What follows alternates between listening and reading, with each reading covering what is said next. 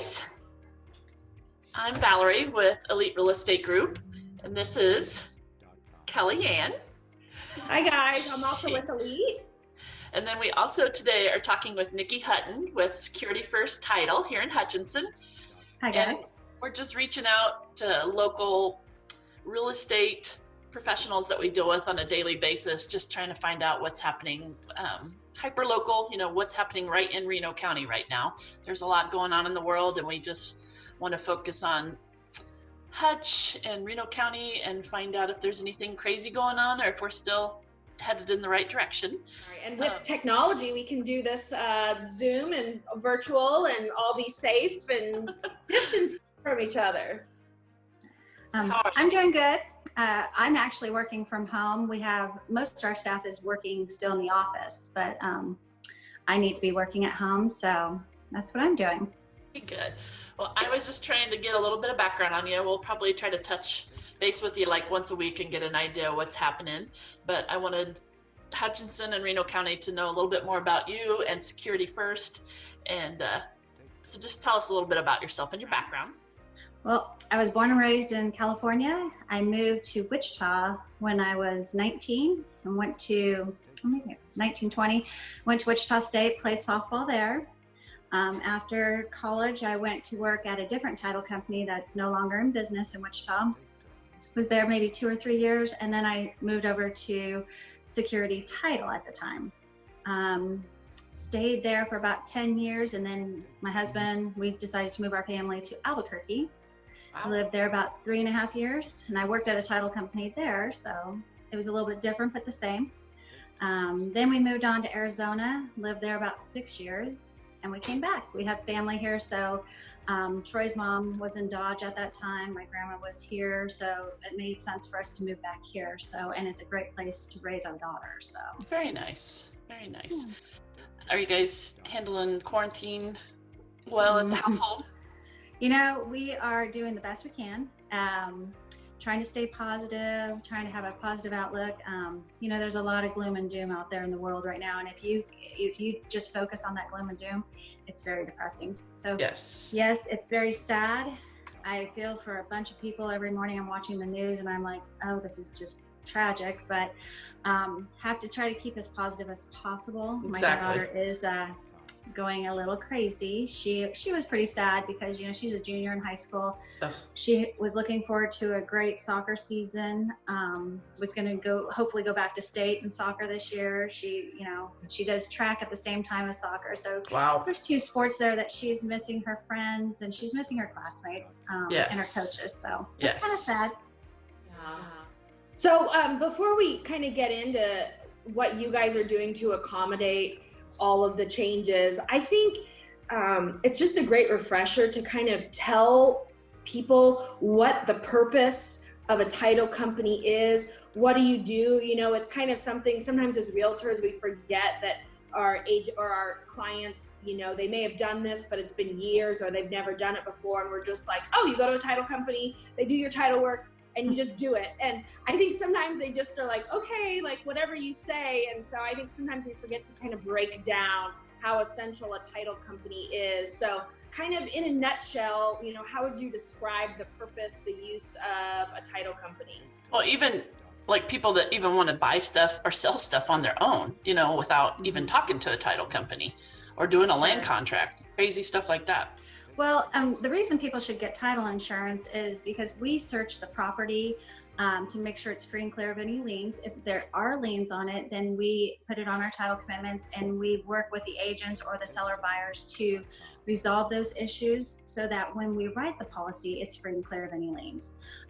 What people probably don't realize is they think, oh, we could just deed the property over to my friend or this person that wants to buy this property. Right. But what they don't realize is if they don't have title insurance, then whatever was attached to that property or that prior owner's names, it attaches still to the property. So if they go to sell the property later on, they're going to have a difficult time doing it. So yes, they think, oh, it's free and clear. But what they don't realize is that there's never been a policy written on that property.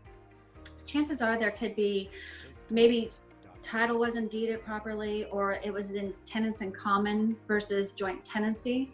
So the big problem we see is people have deeded the property to husband and wife, but they deeded it in tenants in common.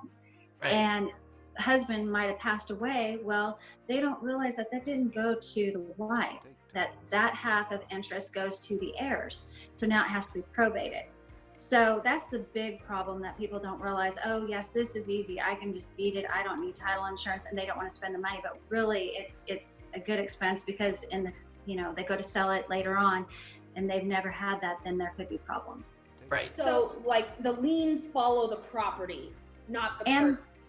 Both. So it's both. Yeah, it follows the person as well as the property. So when we're searching for the real estate property, but we also go to district court and we search individual names, LLCs, and companies. We make sure that they're in good standings if it was an LLC or corporation, that they have the proper paperwork filed with the state. That is a proper entity to be able to deed out or go into title. Right. So that, it makes it clean. And you can't deed to a minor. That's another, people try to think, oh, I'm going to put my minor child in title as joint tenants. You can't deed to a minor. That's another thing people don't realize. Even just not realizing if an heir, like if someone inherited something, but they had siblings and they thought they're going to be sneaky and try to sell it on their own, there's still other people that are involved, and that's what's safeguarding everything. Yeah, and the probate process, that's what's protecting all the heirs, making sure that everybody has been notified. Right. If they have an interest in that property, but maybe they weren't supposed to have an interest, then usually what happens is they'll deed their interest to the person that's supposed to have the interest in that property.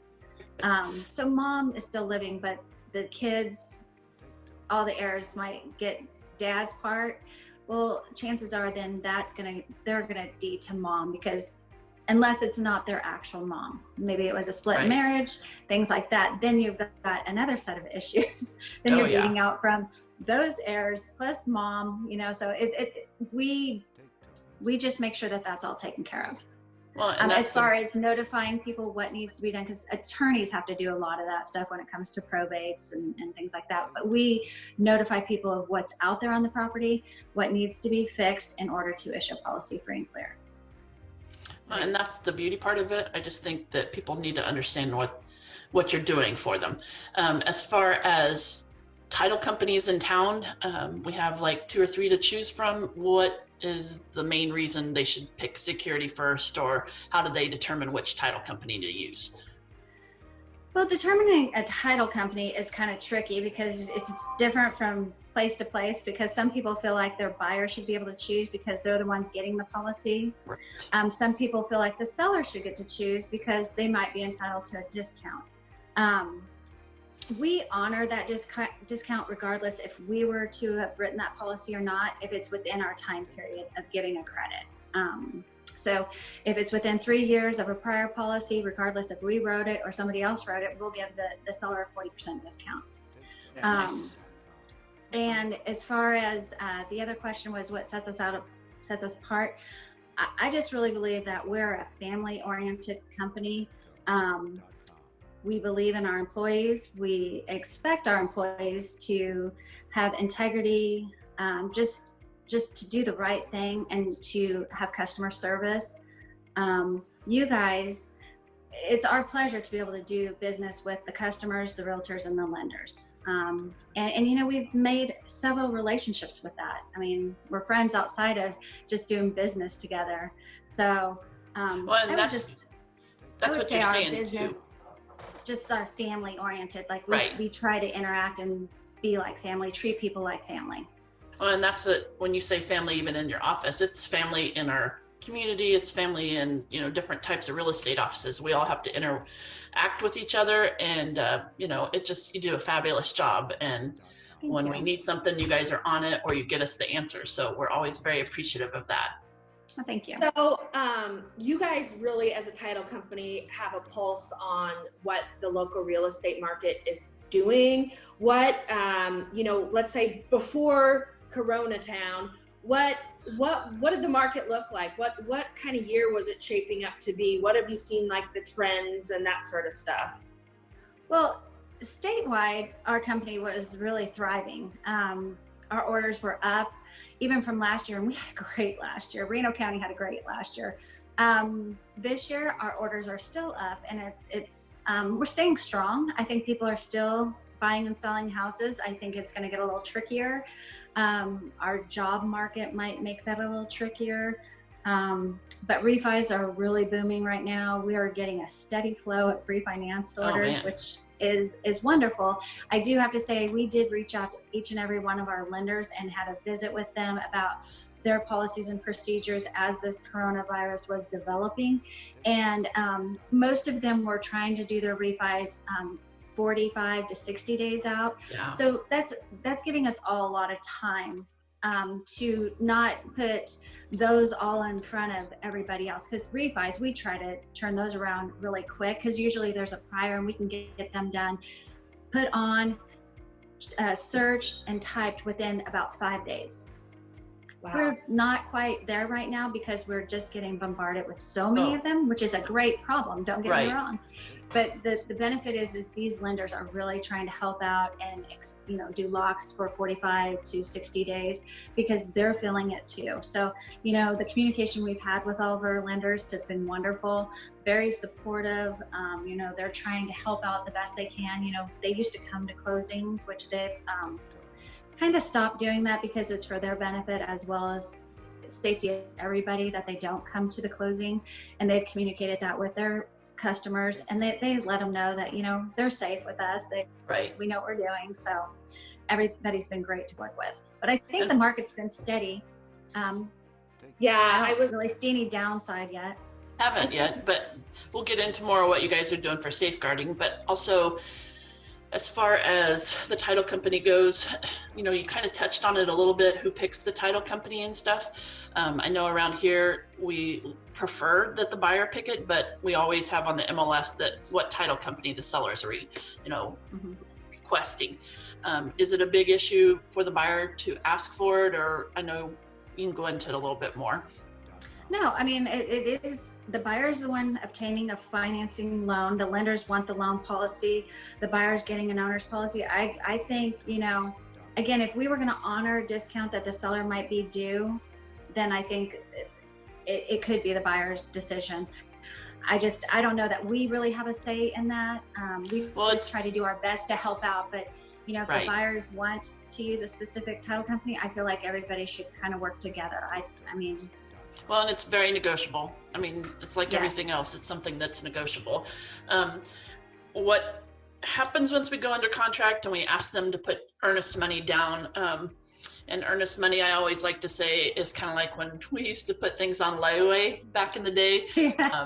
We would put a little bit down and then make payments on it. That's not what it is, but at least you're putting money down and you know that it's in good faith and it's a binding contract. So it could be anywhere from $500 on up to $10,000 or something, but tell them a little bit more what happens with that money and what's so important about earnest money. So earnest money is, it gets us started on the process. You guys usually drop the earnest money off with the signed contract. So we start the process of setting up the order, depositing the earnest money into an escrow account just set up for earnest money. That's how our office does it. Some of our other offices throughout the state, they all put it into one escrow account. We just prefer to do it into a different account just so that we're working with one bank and we're working with another bank. So we have those two accounts set up in two different banks, sorry. That earnest money stays there until we actually close. And at that point, we take it and apply it to the closing funds that the buyer would be bringing to closing. So if they put $500 down, that's a credit automatically on the settlement statement, which means that's $500 less the buyer will have to bring. If, unfortunately, the deal cancels, then we hold that money until we get a cancellation signed by all parties instructing us how to disperse that money. So I know in the contracts that a lot of people think that it's in there that if it falls through or that we should just be able to release that earnest money. Well, we don't follow those guidelines because it's not protecting us as the company holding that earnest money. Because what if there was a specific reason that we're not aware of, that it wasn't at the fault of the seller or the buyer? We don't know. that's why we request the cancellation agreement. And that's I why we think do the cancellation and mutual release agreement, because it has to be minus any kind of inspections or any other fees that were already incurred. So, and we don't tend to do the I know fees. you don't. And that's just a, you know, it's just something that we don't like to take on, is because it's now that deal's canceled. So we usually just release that earnest money to whoever you guys agree to. Now, if you guys want it released to you guys, and then you cut the checks out to the whoever it's supposed to go to and those inspections, that's fine, as long as everybody agrees to that. Right. And we have different ways of handling it, but yes, that's the best policy, is to make sure you guys aren't cutting checks to people that you didn't know anything about. So right. I had a closing on Monday, and things were a lot different than they have been. So do you want to kind of just give us an idea of what a closing is looking like? I know you guys are considered essential, which is awesome. I know all of us real estate agents were kind of like, when everything was going down, we're like, oh my gosh, what is going to happen? So when we heard that you guys were essential, it was like a huge sigh of relief. So what are you guys doing different right now to kind of protect yourself but still get the deals closed? Sure. Well, we have locked our lobbies, so it's by appointment only. We have done a great job. Our staff has done a great job as far as disinfecting, no matter what. If somebody walks in, touches a handle, they go and disinfect it. Our closing tables are constantly being disinfected, as well as our chairs, everything. We usually have people walk in the front door and we're escorting them out the back door. So if there was somebody, they're not crossing each other at all. Right. We've had I did a car closing last Wednesday, which was kind of interesting. Ahead of time, I worked with the lender to get that borrower their package so they could review it. If they had any questions, they could call or email me with those questions so I can answer them. But what I did was I highlighted everything nicely so they knew where to initial, to sign, put it on a clipboard and in a folder, and said, here you go, sign, I'll be back when you want me to come back to pick them up. Because it's a car closing. I felt a little weird standing out there. So drive-through title company, that's like a new concept. We should is. So, but you only want the client in there, correct? Or the buyer, or seller. You don't want, brother, sister, cousin. Absolutely. And some realtors are, like I had a realtor, well, actually on that deal, both realtors sat in their cars. They didn't come in. They were there in their car in case the customer had a question. They just felt more comfortable being there for their customer. But a lot of realtors are even not coming to closing or not coming into the closing just for everybody's safety and protection. We are in our closing rooms, they're a pretty good sized room. Our tables are big. So what we can do is have the closer sit at one end and the customer sit at the other end and kind of go through the closing that way. We kind of can still do it across from each other. It's just a different dynamic. We are just trying to do our best. We have gloves. We have different things there to protect, help everybody. I have been working with some lenders and I think statewide, a lot of our offices are working with some lenders that want to transition most of their documents into DocuSign, so that they're actually only sending us, say, the note, the mortgage, and any document that had to be notarized, which is kind of a new way I think that this could be going, because it keeps the customer in our office a lot less time. And again, that could just make the closing go a little bit faster, and just so that they feel a little more safe and secure. But Gail up in McPherson, she did a out on the car closing. And the trunk was open. It was the weirdest thing, but hey, we do whatever we can do to help the customer feel safe and get the transaction closed. That's awesome. And Jess and Josh, they've done an amazing job in our office. I mean, it can be a little scary. Like, some of our employees are a little bit kind of freaked out, not gonna lie. But they have, whether they're freaked out or not, I don't know, because they've handled it like champions. I mean, they've just been awesome. They have, yes. Well, I have some other ones, but I think we'll wait another week to talk to you about, what we do if something was happening with your estate or divorce or anything like that. But is there anything else you'd like to add before we close up? Well, again, thank you guys for what you're doing, trying to get the word out there. This is going to make people feel a lot more secure about what we're doing in the industry. We're there for people. Reno County has the Register of Deeds, the clerks, they have been amazing for us to work with. Good. We have some counties that they're completely shut down, and basically you have to email them and get indexing. It's making some the title companies' jobs really difficult. Yes. It's getting done, but Reno County's been amazing. They've done a great job. Good. That's wonderful. Well, thank you, Nikki. This was awesome. Thank you. Yes. Thank you, Nikki. Well, until next time. Bye-bye. Bye.